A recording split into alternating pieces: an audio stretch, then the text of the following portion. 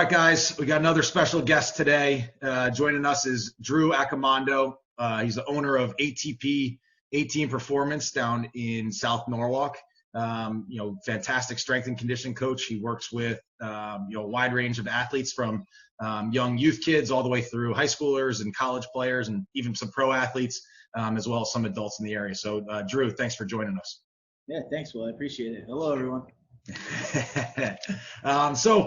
Being a guy who's in the area and training athletes, what inspired you to become a strength and conditioning coach, or what motivated you to do that?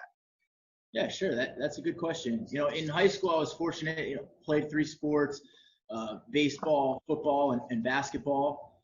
And I went up to the strength and conditioning coach one day and I was like, hey, how can I learn more? Because we had an inclusive strength program for football.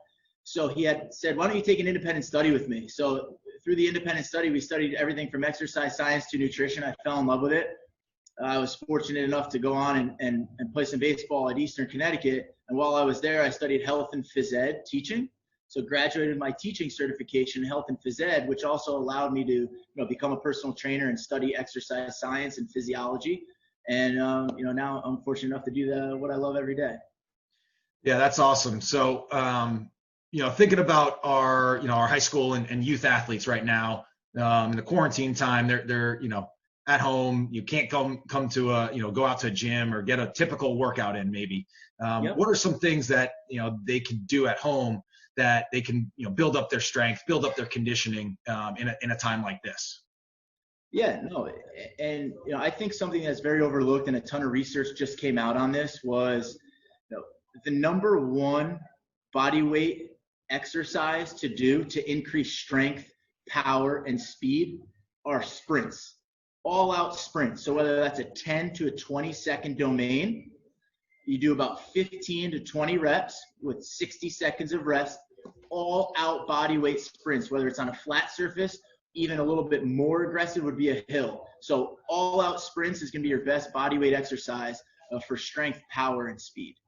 Yeah, that's awesome that running can do all of that for you. And, you'd think it'd be like some crazy workout, something special that's the best for you, but it turns out it's just running. Well, sometimes I'm like, I want to do burpees and dumbbell snatches and thrusters and barbell, whatever, but simple and effective, man. Get out there and sprint as hard as you can. Yep. Thinking about, some of those crazy workouts and things like that. And, how can an athlete reduce their risk for injury? What kind of things can they do to do that? Especially, one of the things we're talking about within Eclipse is, we've been off for 3 months. We don't know what all our kids have done and what they've been up to, and as we get back into playing again and we get back out on the field, a lot of guys are going to want to jump right into games. But, that risk of injury and how do you prevent that as best you can? Yeah, that's a really good question. And it's going to be something that we're all eager to do, right? I've got a few minor league guys that are ready to get back into sport. And I had a guy go out the other day and try to sprint as if he was, 3 months ago, and he tweaked a hamstring. Well, it always comes back to preparation. If you get hurt, you can't play. So what precedes everything is going to be a good dynamic warm-up. So a thorough dynamic warm-up doesn't need to be long, but it's got to be about 3 to 5 minutes. And when we were in college, when I did some sprint work, they would say we need to work up a sweat. So just like we do, coach with, our guys for strength and conditioning, a solid dynamic warm-up, the lunge complex, the quad pulls, the knee hugs, toe touches, the A skips, the B skips, the lateral lunges, and getting our body in a preparatory state to reduce the risk of injury. Because remember, if you get hurt, you can't play. So what's most important and what precedes all? Dynamic warm-up to prepare us and activate us for sport. Yeah, that makes sense. Another thing I know that we've had other conversations, you talk about helps with the reducing the risk of injury is your sleep habits and your sleep pattern. What are your recommendations for our guys when it comes to getting sleep? Oh, that's another good one too. And we write that down on all of our sheets as one of the top 3 things for athletes. And 8 to 10 hours. I mean, there's nothing more important, like we just said with preparation, than recovery. What allows us to get back on the field and what allows us to feel good the next day to play at our top, tier of our game is feeling recovered and feeling alert. So 8 to 10 hours of sleep minimum. And I know a lot of your youth athletes and high school athletes, with their workloads and busy schedules during the season, maybe during this quarantine and through the summer, they can optimize their sleep by making it a goal. Track your sleep daily.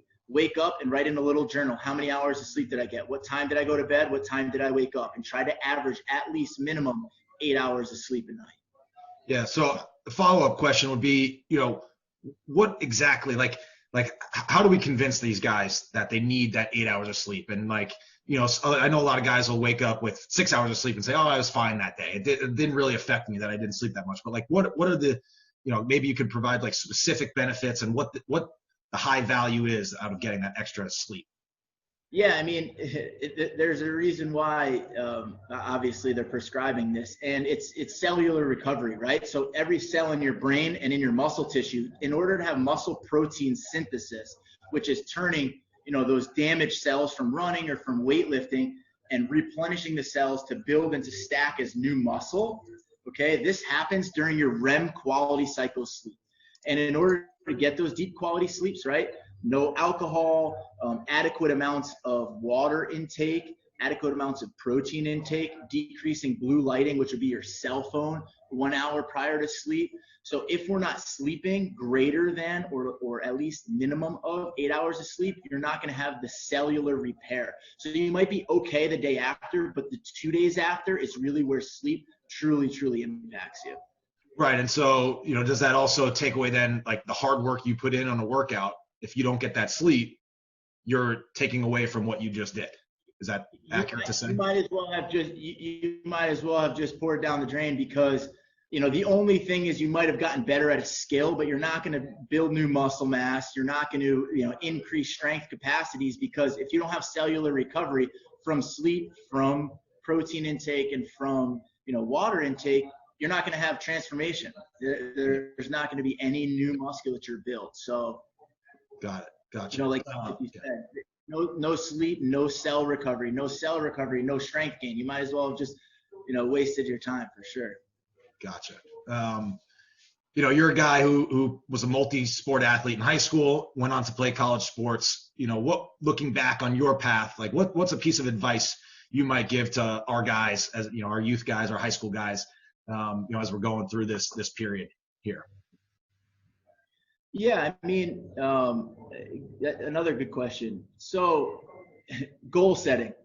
Number one would be goal setting, right? Like writing down a concrete, realistic, timely goal. So if you're a junior, it would be, I want to play, freshman, I want to start as a freshman. Or, if I'm a youth athlete, it might be, I want to gain 20 pounds, right? We need a clear, concise goal, so then we can action plan around that. Is that what you meant by that, Coach? Yeah, no, that's what I mean, right? And like, so in your experience, going through your playing career, right? Like how did setting goals, how did that help you along the way?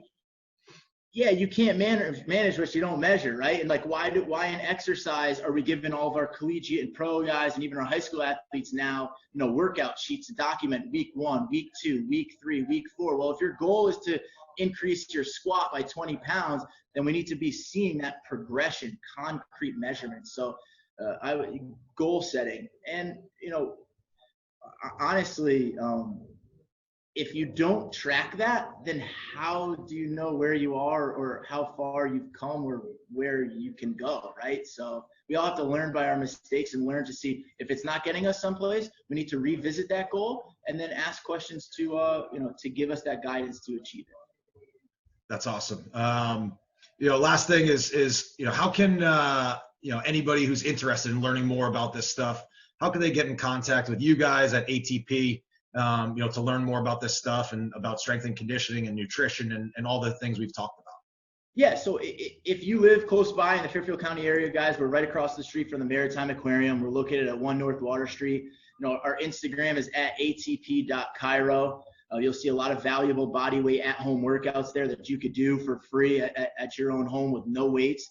Our website is www.atpplusct.com.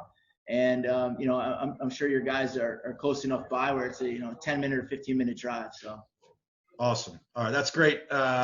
Drew, we really appreciate you coming on, helping our guys get through this, as smart and as wise as they can. So we definitely appreciate it.